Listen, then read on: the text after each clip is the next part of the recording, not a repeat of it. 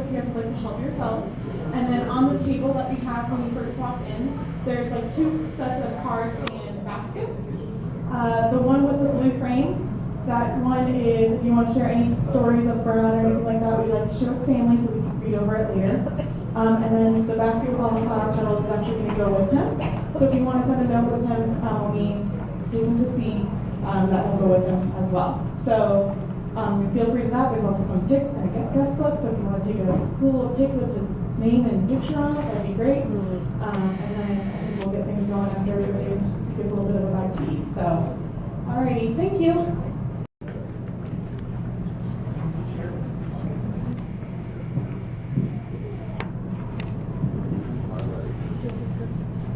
Morning, everybody. Can everybody hear me okay? Good? All right. I came across a poem recently by Linda Ellis entitled The Dash, and I'd like to share a portion of it with you. Thanks, sweetheart. Perhaps you're familiar. I read of a man who stood to speak at the funeral of a friend. He referred to the dates on the tombstone from the beginning to the end. He noted that first came the date of birth and spoke of the following date with tears, but he said what mattered most of all was the dash between those years. For that dash represents all the time they spent alive on earth, and now only those who loved them know what that middle line is worth. Bradley Stephen Weinholtz had one hell of a dash, and I had the honor of being his younger sister. To fully understand who the funny, compassionate, talented, spirited, entrepreneurial, offbeat, quirky, and energetic man that my big brother was, you would need to know more about him and our family. 3 years to the day after Brad was born, I came along as his birthday surprise. Our mom told Brad that he'd have a baby brother or sister for his birthday, and being the people pleaser that I am, I didn't disappoint. My earliest memories of my big brother include him getting me out of my crib so we could watch Saturday morning cartoons together while eating cereal. Kimba the White Lion and Speed Racer. Brad loved Speed Racer, and I wonder if that's where his love of cars and driving fast came from. Our father died when we were young, 8 and 11. Being so young when our dad passed away shaped us both. Independence and resilience became our survival skills, and Brad thrived. I think this early life lesson taught us both about being fearless and being able to easily adapt to any situation. Shortly after his passing, my brother and I and our dog Dovey were fortunate that our mom married a wonderful man who became our dad, and our family grew with the birth of our 2 siblings, Michael and Rebecca. Brad and I made a pact to not really discuss our early childhood, as we didn't want to upset our mom or grandparents. As an adult, I'm not saying this was necessarily a good choice, but it was how we coped, and it added to how we processed things. But with Brad's passing, it is my hope that as a family we will continue to talk about him and share our memories. Brad was a protective big brother. We'd ride bikes, play with tadpoles and frogs, play basketball. Horse was a favorite. Swim, and he had an affinity for befriending stray dogs, bringing a few home from time to time. Brad loved Evel Knievel. In fact, one day he attempted his version of an Evel Knievel-ish stunt involving the roof of our garage, his Schwinn bicycle complete with banana seat, the neighbor's driveway, and our metal trash cans. Let's just say the trash cans were a godsend, loud thud and all. There is a reason 12-year-old boys aren't stuntmen, and lots of time to just be. And after our mom passed away, our dad remarried, and we were embraced by a loving stepmom who treated us as her own, and our sibling set of 4 became a sibling set of 7. By this time, Brad and I were both grown and out of the house with early careers of our own, working hard to find our way, create our path, and add love to our respective dash. Brad found love with Debbie and created a beautiful family. He was a great dad with 2 great kids. During our last conversation, the Saturday before he passed, I shared with Brad how proud I was of the incredible job he and Debbie both had done with Lindsay and Ian. And Brad said he just wishes he could have given them more. I said you gave them a great foundation, and for that you should be proud. And he said he was. We talked a bit more, and Brad asked about my husband Mike and my son Sully. I mentioned that Sully was getting ready to attend GBC in San Francisco, and Brad made a point of giving me a list of names of his colleagues that Sully should say hello to if the situation presented itself. He was so excited for Sully to have this experience and wanted so much to help him. Helping others was a big part of Brad's dash. He was always so interested in learning about other people and making others feel comfortable in an otherwise uncomfortable situation. And his illness wasn't any different. He was independent and resilient, and those were lessons learned at such a young age, and it helped him navigate his way through the process of treatment. He fought, but more importantly, he lived. He didn't let his diagnosis deter him from continuing to pursue his passions and achieve his dreams. He continued to be passionate about his work and his music. I think it's fair to say that Brad's dash was cut short because his body could no longer keep up. And I know he's in a better place, free from pain, playing music, and making everyone feel at home and welcome. I know he'd want all of us to keep dreaming, keep doing, keep playing, keep loving, keep learning, and keep going. He'd want nothing but the longest of dashes for all of us. I love you, Brad. Rest in peace.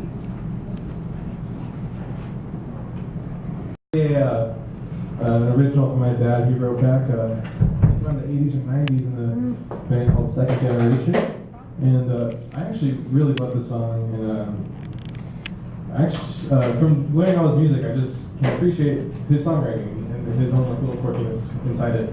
So, without further ado, the song is called Paranoid. You guys ready? All right, ready?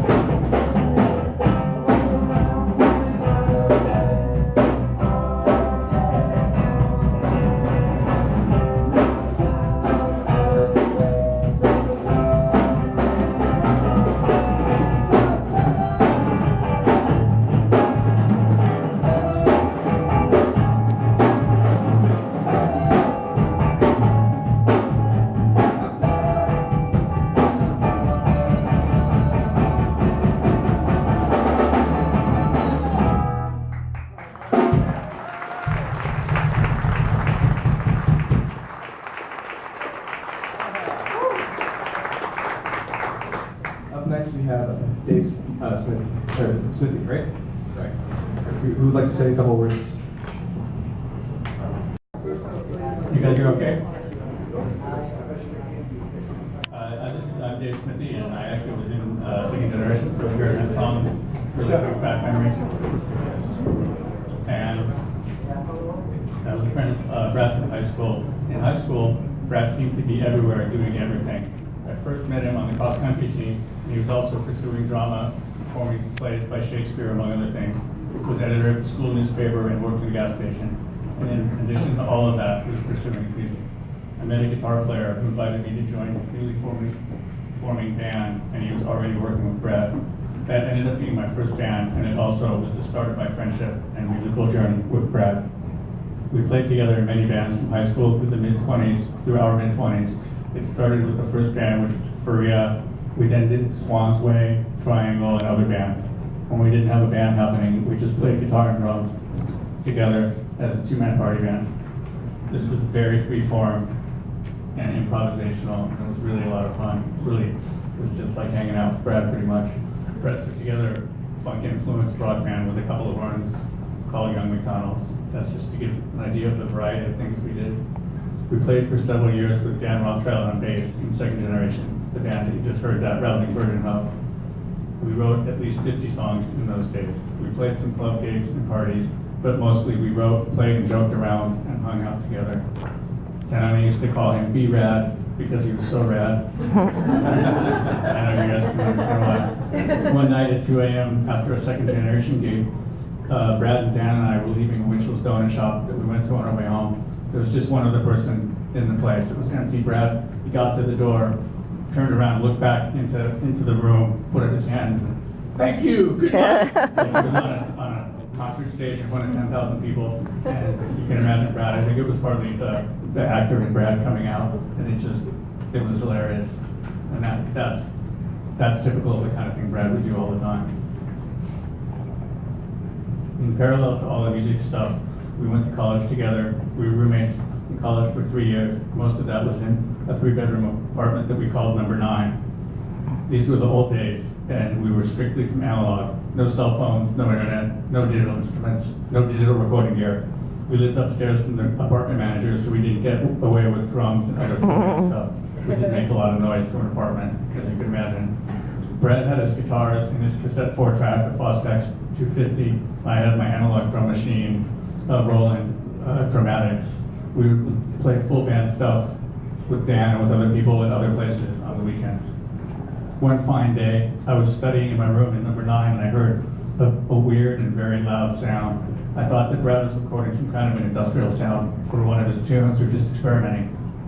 I soon realized it was actually 2 smoke alarms going off. I walked out and found that Brad had a small hibachi barbecue on the kitchen counter. He was doing some kind of indoor barbecue thing. Brad, and you guys can imagine the way Brad is, Brad looked over at me just casually and said, "Oh, sorry dude, I probably should have opened the windows." And he just kept barbecuing. So I opened the windows, shut off the smoke alarms, and went back to studying. After college, we were roommates for 1 more year with Dan Rothschild and his girlfriend Fiona in a house in Laurel Canyon. Just came together, so it was a chance to do more music together. During that time, we continued writing and recording, playing occasional club gigs. About a year after that, after we all moved out of that house, I ended up moving out of Southern California and did my own thing for a while. You guys can get in a box. Lynn said to me, "You know, he used to be just your radical friend Brad, but now he's Brad the Dad."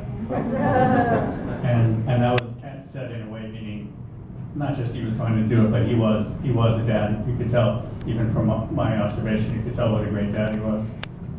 4 years ago, while still holding close in with my family, I moved with my sister to South Orange County, and this turned out to be almost exactly the time that Brad was diagnosed with cancer. In 2015 and 2016, my sister and I got a chance to see Brad perform, mostly with OC Ramblers 7 or 8 times, some at coffee houses, and also at many of the Relay for Life events. It was amazing to see how much Brad was still regular Brad, but I thought of as regular Brad, despite the immense medical issues that he was facing and overcoming. He still was just a regular guy doing his thing. And a couple years ago, the situation with my family pulled me in closer. My sister and I heavily relied on the magic of social networks and phones to keep up with Brad. Through his Brad report and texts and a bunch of 1 to 2 hour phone calls that I had with Brad, I felt like I was pretty up with Brad and what he was doing. Fairly recently, I got a chance to go with Brad to see Dan Rothschild play at the Coach House in San Juan Capistrano. It was really amazing having the three of us hanging out together in the club, talking, joking around, just like when we were 20, just like the old days, like back when we were playing Paradise. Brad is always funny, but the humor always seems to be amplified when me and Brad and Dan are together. It was really hard. It was hard for me to believe that all the stuff Brad was going through, he still managed to be regular Brad. It's so hard to put that concept properly into words, but I'm sure that you guys have seen it and felt it. Even though I understood that the odds were strongly against Brad because of the severity of his condition, I still saw him as regular Brad. Sometimes he was Bradley. Sometimes he was B-Rad. Sometimes he was Brad the dad. Sometimes he was Brad Lee. Eventually he became Brad the warrior. But really, he was always just Brad. One of the greatest guys ever. I'm going to end this talk with a paraphrase of a couple lines from one of Brad's songs and a Brad-related catchphrase. Goodbye, Brad. So long. I'm going to miss you when you're gone. Thank you. Good night.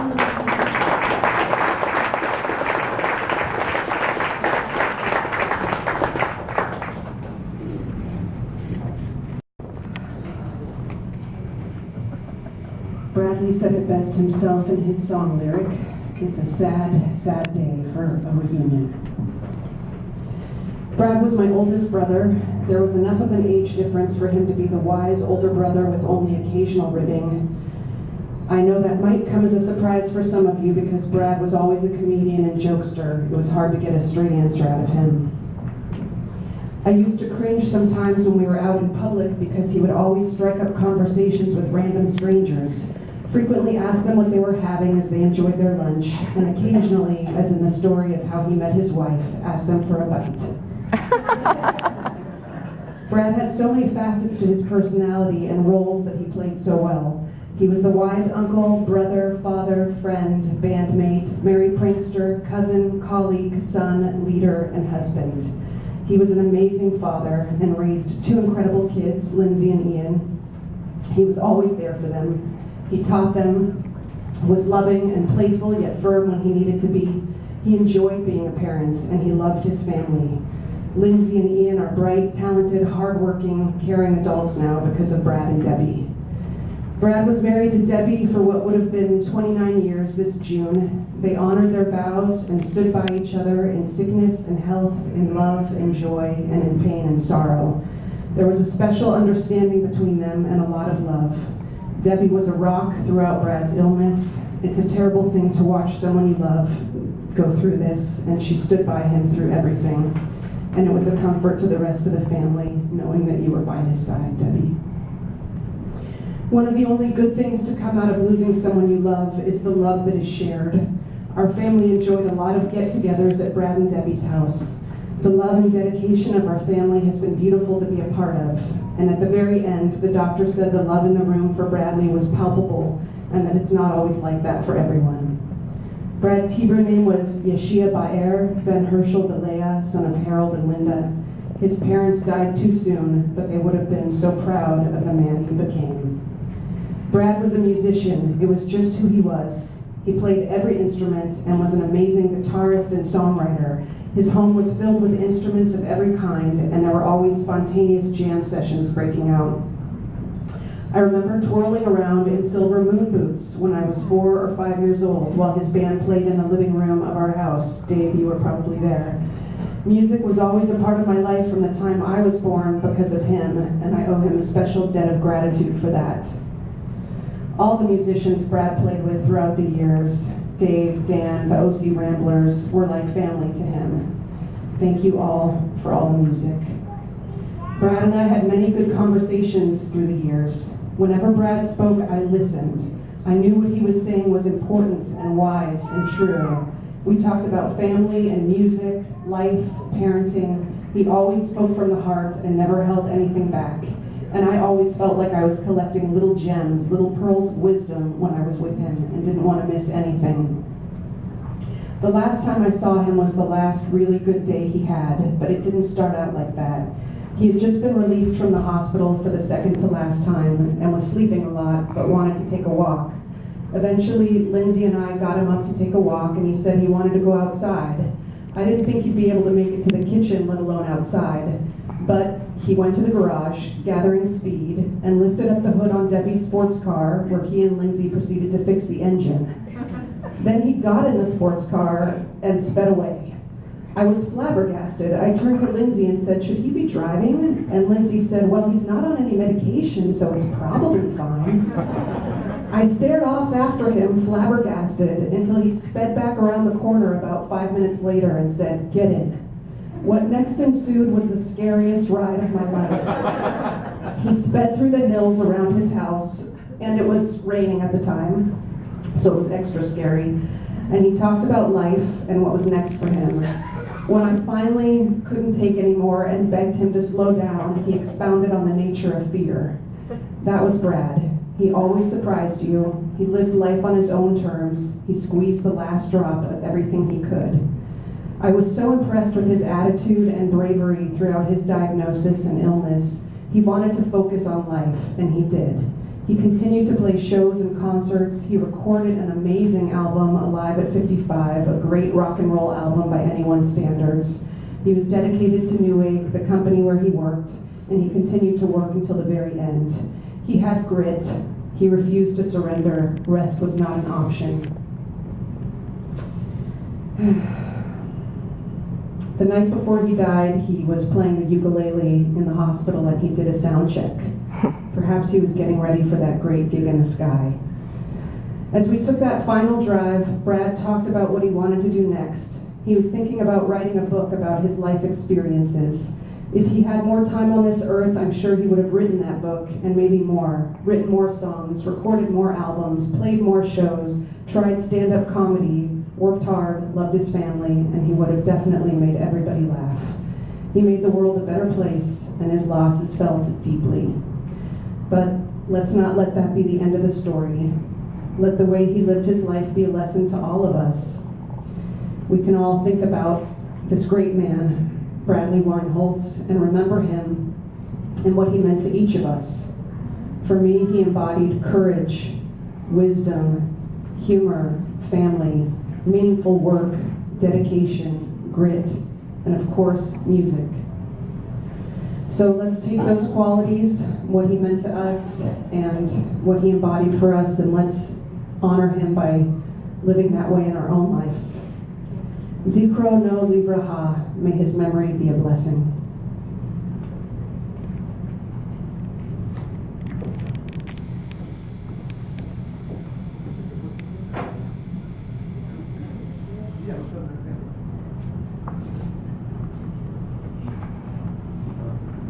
Speaking of sad.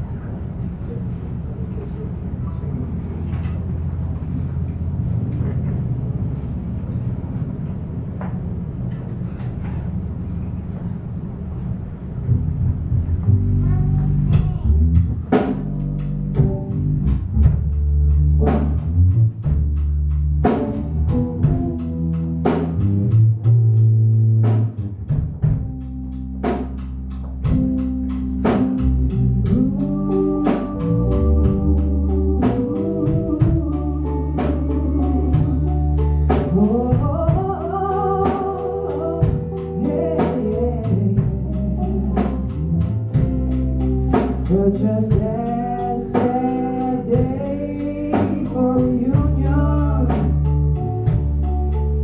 in a sad and unusual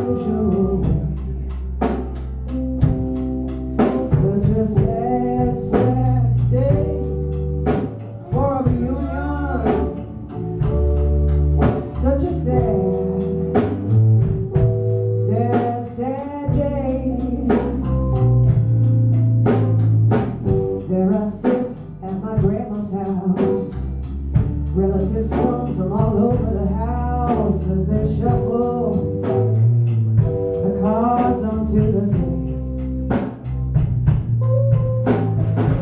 She gets up and excuses herself, grabs something from the upstairs shelf, and she comes from the night to the day.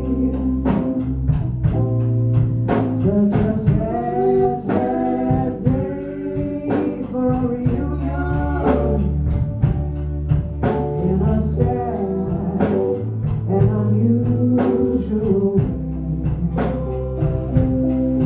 Such a sad, sad day for a reunion, such a sad, sad, sad day. There she sits in the hospital bed, tubes of fluid running through her head, and she looks at me with that grandma loving care. Relatives come from all over the place, same expressions glued to their face as they look at me with a blank, empty stare. It's not fair. Such a sad, sad day for a reunion, in a sad and unusual way. Such a sad, sad day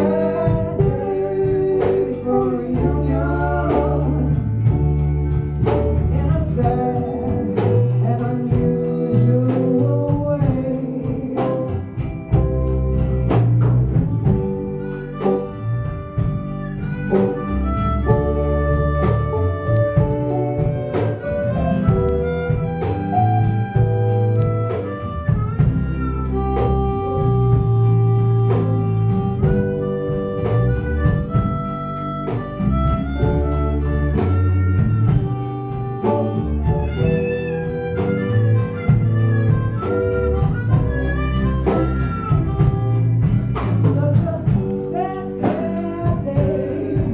a reunion,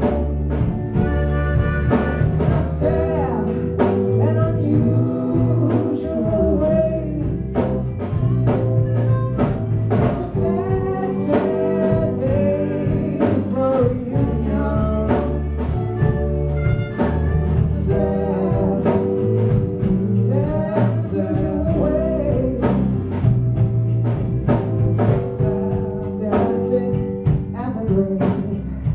So confused but well behaved as I look down and see where she lay.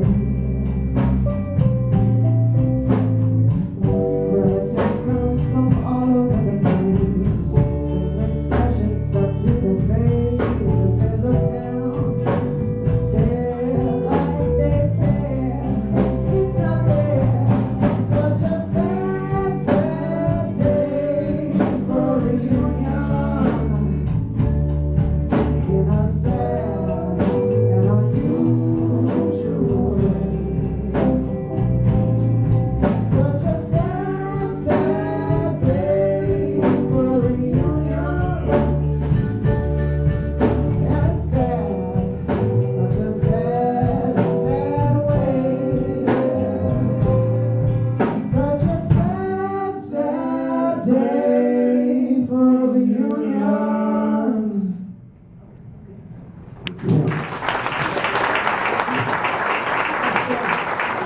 I was lucky enough to see Brad at one of his last shows at the O.C. County Fair, and I just came to watch him with my kids, but he invited me up on stage. I didn't know what songs he was playing, I didn't have the lyrics, I didn't know the melodies, and I did my best to just kind of provide backgrounds, but after the show, he of course made fun of me because I was standing much like this, like, and he's like, nice, you look really comfortable and happy up there, but that's Brad.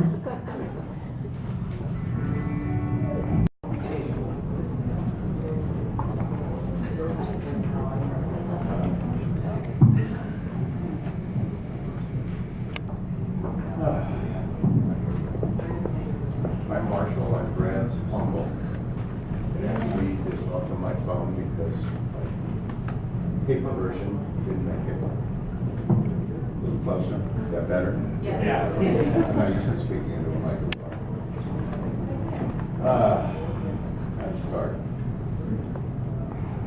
As one of the most senior members of the family, I can recall my sister Linda and her husband Helen rejoicing over the birth of their firstborn, a son. They named Bradley. I was there at his bris, and I recall his bar mitzvah, and eventually his marriage to Debbie. All joyous events. Sadly, I was also there at the untimely and way too soon passing of Hal, his father to Brad and Marla. And years later, again, long before it should have been the passing of Linda, mother to Brad and Marla, Michael and Becky. The loss of a parent, even when they live a long life, is a bitter pill to swallow and leaves a void. The loss of both parents, so young and so vital, leaves an indelible mark on those they leave behind, especially their children. Brad was special to me. Some of my quirks I saw in him. Dry family traits, it has been said. Namely, a somewhat off-kilter sense of humor. Others, I'll leave unsaid. I always felt a little kinship between us, and in some sense, saw Brad as a younger brother I never had.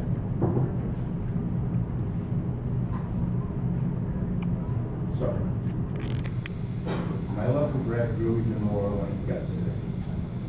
I saw a man who put all his energy and dedication into his family, his friends, his work, and his music, while not putting enough emphasis on himself.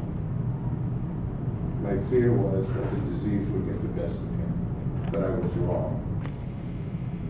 Brad more than rose to the challenge, and he fought valiantly, never giving up all the way to the end. I was fortunate to be able to spend some one-on-one time with him in January. He was just out of the hospital a few days and not doing well. I came to this house and we talked a few moments, and then he asked if I was hungry. We went and ate some lunch, took our time, and talked about everything and nothing. He reiterated to me what he had said a number of times before, that he had a lot he wanted to do, but for the first time, he said he didn't know if he could get it all done. I came away very happy to have had time with him, and I believe he enjoyed getting out and having a bite to eat, enjoyed the company. For me, it was bittersweet, not being able to get out of my head that his condition was worsening.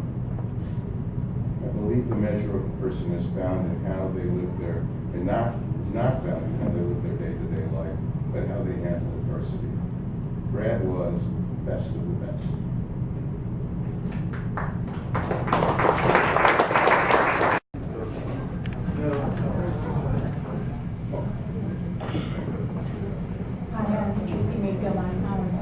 Brad's cousin. And I'm going to invite up right now Chloe Carlish, wherever she is. Chloe.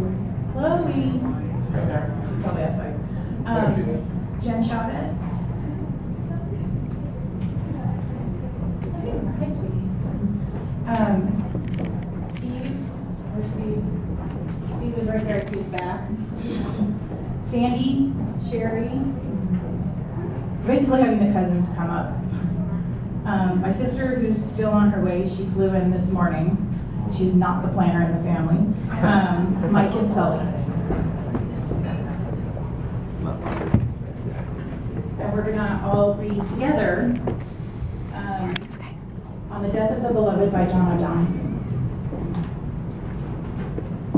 We're gonna coordinate this to the best of our abilities.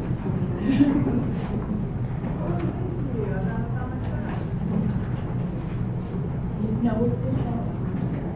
sure. Okay. I'll hand the mic up as we need to. Oh.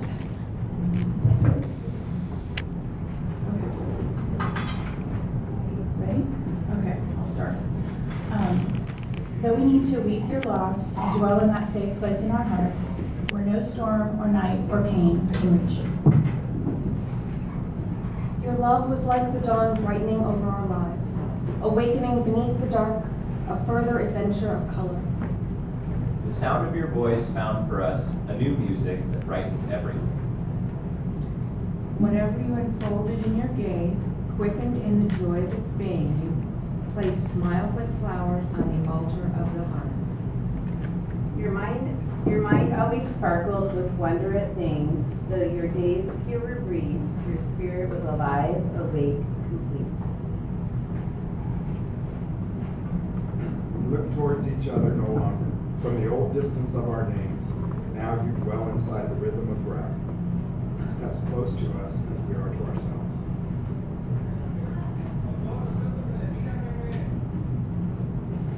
Here we cannot see you with our outward eyes. We know our soul's grace is upon your face, smiling back at us from within everything, to which we bring our best refinement. Let us not look for you only in memory, where we would grow lonely without you. You would want us to find you in presence, beside us when beauty brightens, when kindness glows, and music echoes eternal tones. When orchids brighten the earth, darkest winter has turned to spring, may this dark grief flower with hope in every heart that loves you. And then we're all going to do this together. So, crowd it. May you continue to inspire us to enter each day with a generous heart, to serve the call of courage and love, until we see your beautiful face again, in that land where there is no more separation, where all tears will be wiped from our mind, and where we will never lose you again.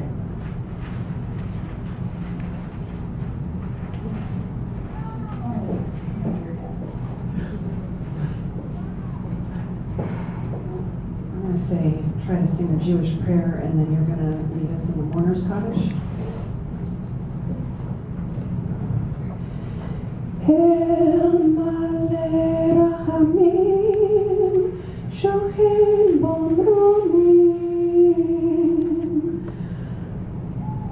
Hamsei Menucha Nechona Tachas Konfei HaShechina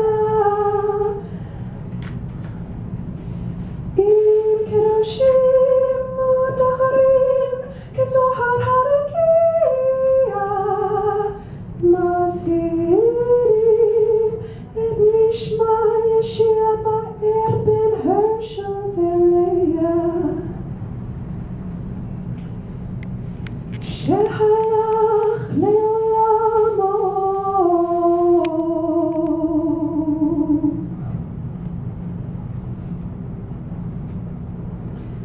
Ba'al harachamim Yastirei haboser ser knafov le'olamim Bitzror chayim et mishmaso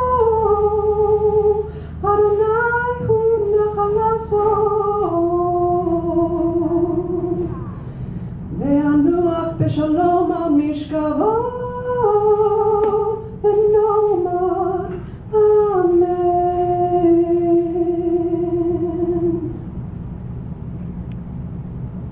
You can find the Mourner's Kaddish on the back of your program.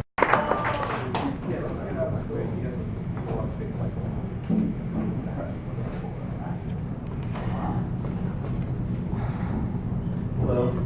Hello. I'm Michael. I'm from Earlish. I'm Brad's brother. Brad's little brother. Can you hear me?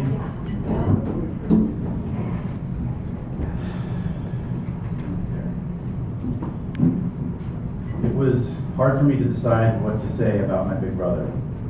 Partly because it didn't seem real that he's gone, which is still true even a month later. I think it's profoundly sad that Brad has left us, that he died so young, and that the first of our siblings has died.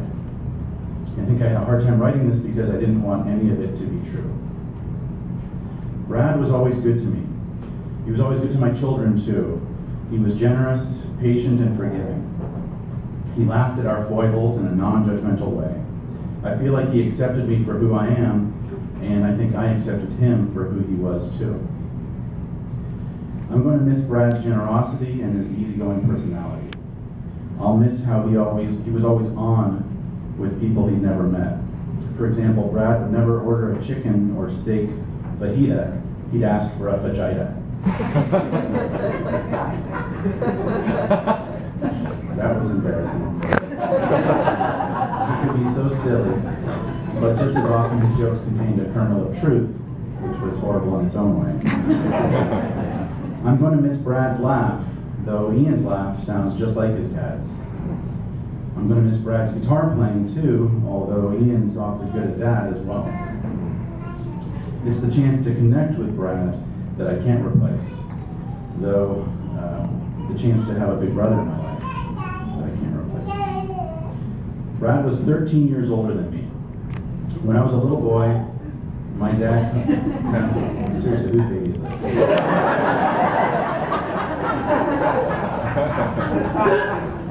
I should say this is the reason why I have chocolate on my shirt right now. It was clean when I got here. This is either Avalon or Colette, by the way. I'll try to continue. Brad was 13 years older than me. When I was a little boy, my dad called him my giant big brother. But Brad moved out when I was 5 years old. I'm sure not soon after, or not long after he turned 18. And then, maybe a dozen years later, there was a feud between he and my dad and Jackie, and he was gone again. And I didn't talk to him or see him for a long time. Sadly, even though there was so much love and admiration between us, in some ways Brad and I never overcame that distance. That being said, we had a lot of happy moments that I'll cherish. Having Brad, Debbie, Lindsay, and Ian join us for Thanksgiving and Christmas dinners for the past 10 years or so has been wonderful. The Weinholtzes would always show up late, of course, and we returned the favor. Nothing more shameful than me showing up today, an hour late. But we never held it against each other. We were just happy to see each other. The sight of Brad and Ian walking into the house with their guitars was always especially exciting because those two sounded so good together. I just wish Brad was still here. I wish he hadn't been taken from us. I wish he'd never gotten cancer, and I wish he would have gotten checked sooner. And I wish I'd been a better brother and friend. I wish I'd made more time for him. As I stand here, even in a room full of people who have known me my whole life, it's my wife and children who know me best. They know what's great about me and what's slightly less great, and somehow they're still in my corner. I know that was true for Brad too. I came across a quote last night that seemed to apply. You don't love someone because they're perfect. You love them in spite of the fact that they're not. Ultimately, it was Debbie, Lindsay, and Ian who knew Brad the best and who loved him the most. And it was his closest family who gathered around Brad's bed at the end of his life, fervently loving him and wishing he were well. And here we all are now. I think that says a lot about how we'll remember Brad. I know I speak for everyone here when I say that I loved Bradley Weinholtz, and I'll miss him for the rest of my life. I'd like to finish by reading a poem by Ralph Waldo Emerson, who described Brad perfectly without ever having met him. What is success? To laugh often and much, to win the respect of intelligent people and the affection of children, to earn the appreciation of honest critics and endure the betrayal of false friends, to appreciate beauty, to find the best in others, to leave the world a bit better, whether by a healthy child, a garden patch, or a redeemed social condition. To know that even one life has breathed easier because you have lived, that is to have succeeded. With that, I just say thank you all for being here. Thank you, Brad.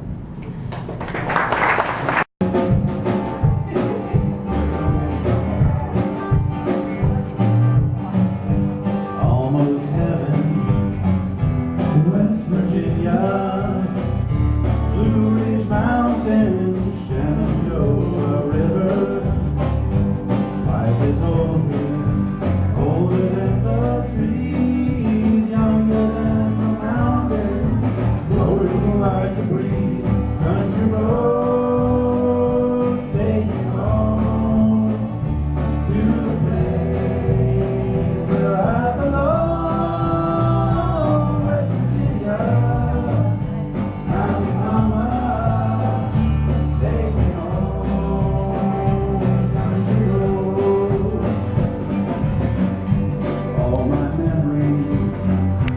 And around her, miner's lady, stranger to the water.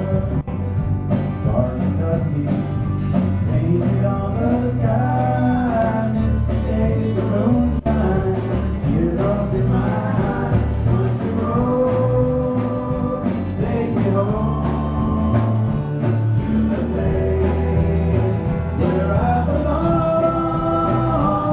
West Virginia, Mountain Mama, take me home, country road.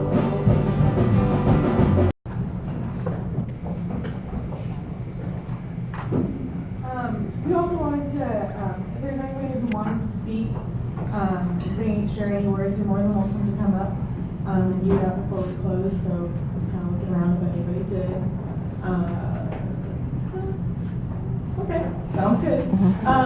What, you want to come up, Greg?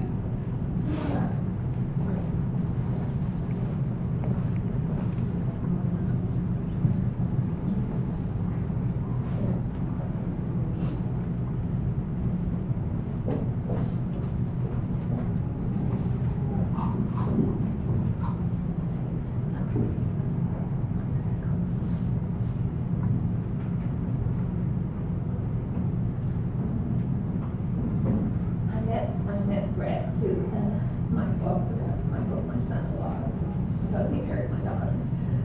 But Brad became my son-in-law, because I chose him to be my son-in-law, because I loved him.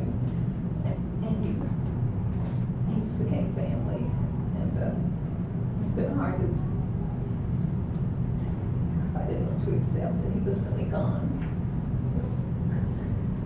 I used to go out and take care of the kids, and help Debbie. And Brad and I got close because we don't have music, and we have kind of the same quirky sense of humor. And I just loved him. And when I first started going up there, he would have thought that I just would have been uncomfortable because I didn't know them. And but Brad and Debbie, they just made everything to make me family, and we just felt very comfortable. And their kids, became my grandkids also. And we always share holidays. And his, like today, what I missed is I missed his energy. I know his spirit's here, but I missed his energy. I don't feel his energy here. It's gone, and I miss that. And I just love him. And I love it family. I'm going to miss it.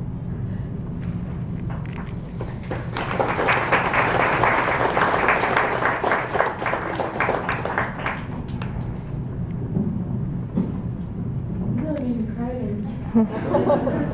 Really appreciate it. We love you too so much. So much. So, wow, we really get the waterworks going. Is there anybody else who'd like to say anything before we kind of close up? Joshua, would you like to come on up?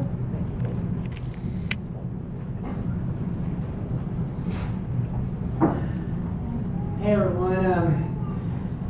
Well, I've known Brad since I was young, and of course, me and my family have been pretty close with him since we've been neighbors, and of course, especially with Ian and Lindsay. And I wish my sister were with me today, since she's, pretty far away, but hey, doesn't matter. What matters is that we were close neighbors, and of course, what we liked was like spending the 4th of July together, and at night watching the fireworks. And also, Brad and my dad were like close band players, and well, it was fun watching them both perform. And that's pretty much all I have to say, and thank you.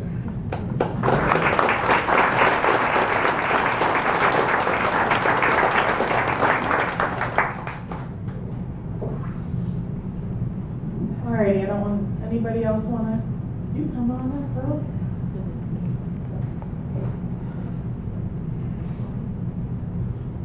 Hey guys,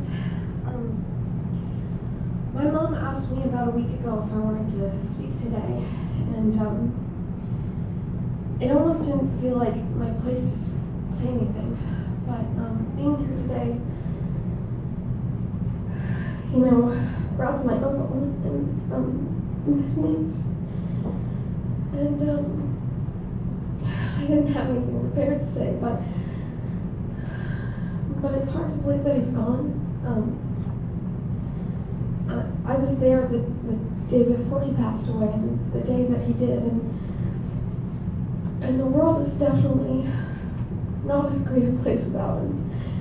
It never will be, because Brad is indelible, and he left a mark on all of us that will never go away.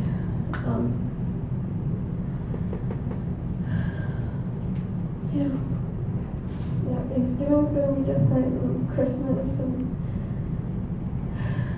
just the world. But Brad is still my uncle, and I'm still his niece, and even though he's not here, he's still here in a way. I just love him so much, and I thank everybody for being here because we all loved him. Thank you, Brad.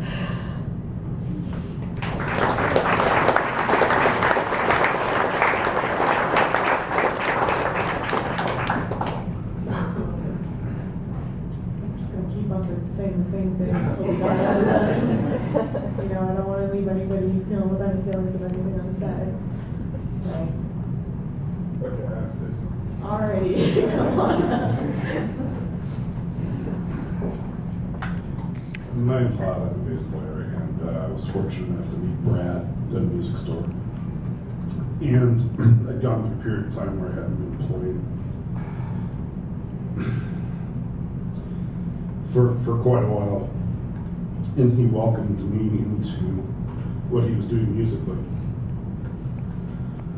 And I'm very thankful to him for that. And I will say this about him, he had the distinction, and this is saying something if you know anything about me, of being having the loudest stage volume of any guitar player that I'd ever played with in the history of time. And he always did so well with that.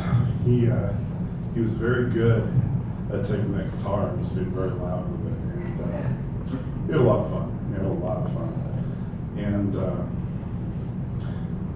one of the things I really liked about knowing Brad was that he kind of taught me musically or encouraged me musically to just break the rules and really not worry about what other people thought about what I was doing, and just do what I was doing.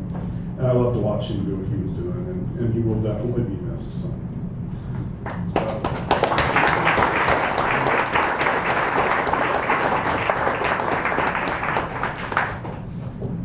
Thank you, Todd. I'm just looking around again, making sure I'm finished up. Stella? Stella, did you want to come up too? Stella, you want to come up too? Come right after?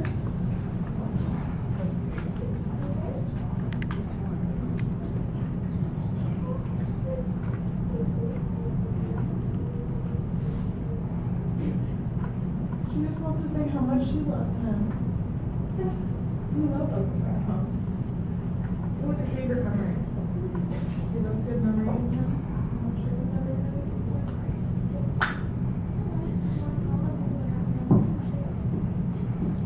I really like when they come over and always call me just when they're like,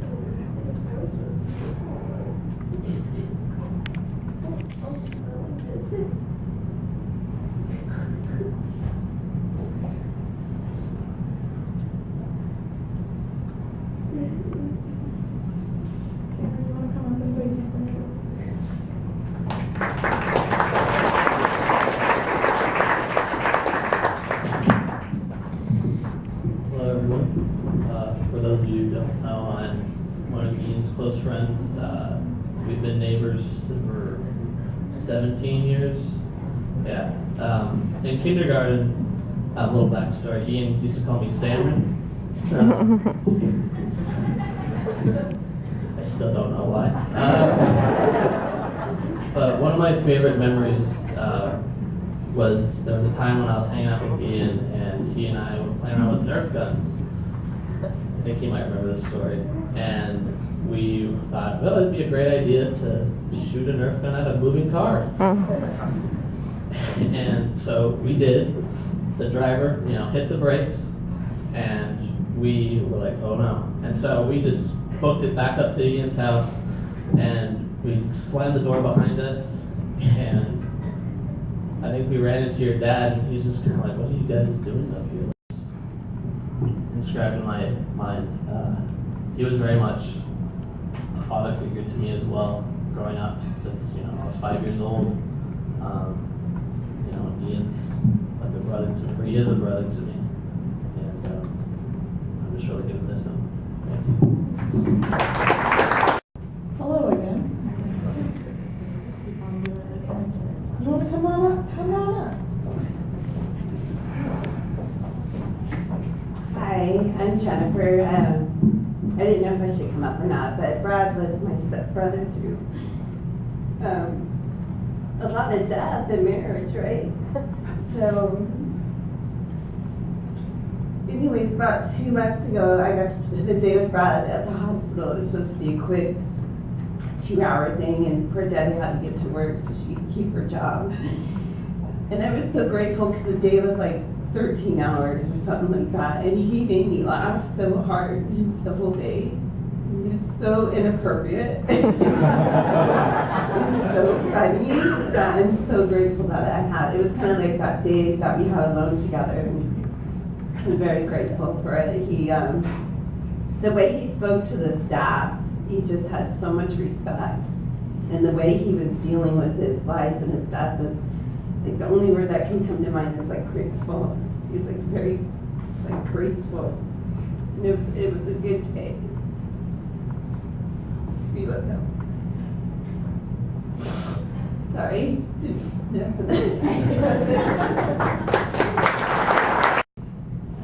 I was up here before. I'm Tracy, I'm Brad's cousin, and my family will know what to expect from this, but those of you who don't know me won't, so the children need to cover their ears.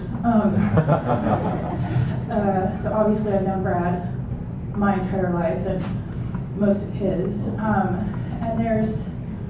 I really didn't want to do this today. I didn't volunteer to be part of the official program. But I really owe it to Brad because there's something only, if you're part of this family, you've survived, which is our grandparents. And so there's a million different things that we've been through as a family. And most of them not pleasant. But there was something that kind of stood out to me over the last couple of years. Well, Brad's been dealing with this, and we spent a lot of time with him in the hospital. And one thing with our family is we've been not necessarily geographically spread out, but everybody's got a family, and you get really busy with your day-to-day lives. And while Brad's been sick and fighting this, we made a real effort, mostly through Marla. And we've been spending a lot of time together at Brad and Debbie's house. And we had a lot of family get-togethers, which meant a lot because that meant my kids got to spend time with him and their cousins, especially all of Michael's entire brood, which is like beyond a baseball team now, and just getting to know each other and spending a lot more time together. But watching Brad fight this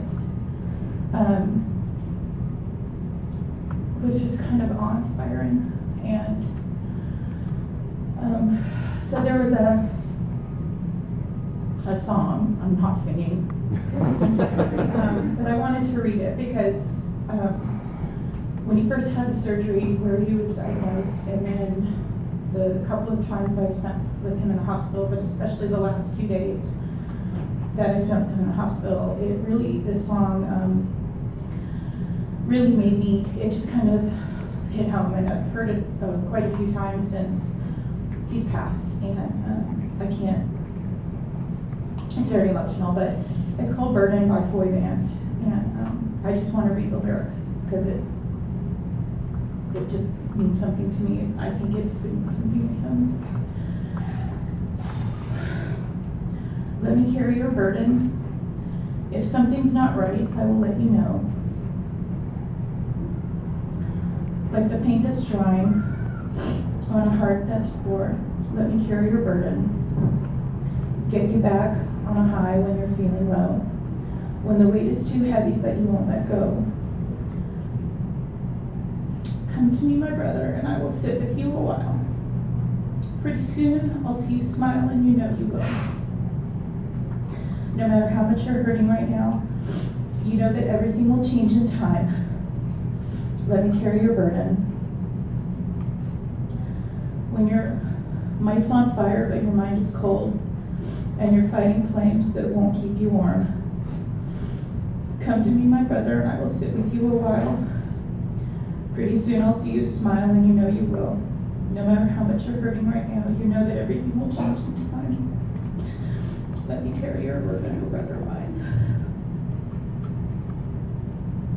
Let me carry your burden. Come tomorrow, you'll be ready to rain. And a quench of fire wash away your pain. Come to me, my brother, and I will sit with you a while. Pretty soon I will see you smile and you know you will. No matter how much you're hurting right now, you know that everything will change in time. Oh, I might just see you in another light. Got no dog in the fight. I will carry your burden, my brother. Thank you so much, Tracy. I really appreciate all the things you have to say. And that's all. It was meant a lot. Just making sure my brain goes. Again, we would really like to thank you for coming and celebrating Brad's life and his memory of him. Excuse me. I'm getting emotional here. I'm not about that anymore.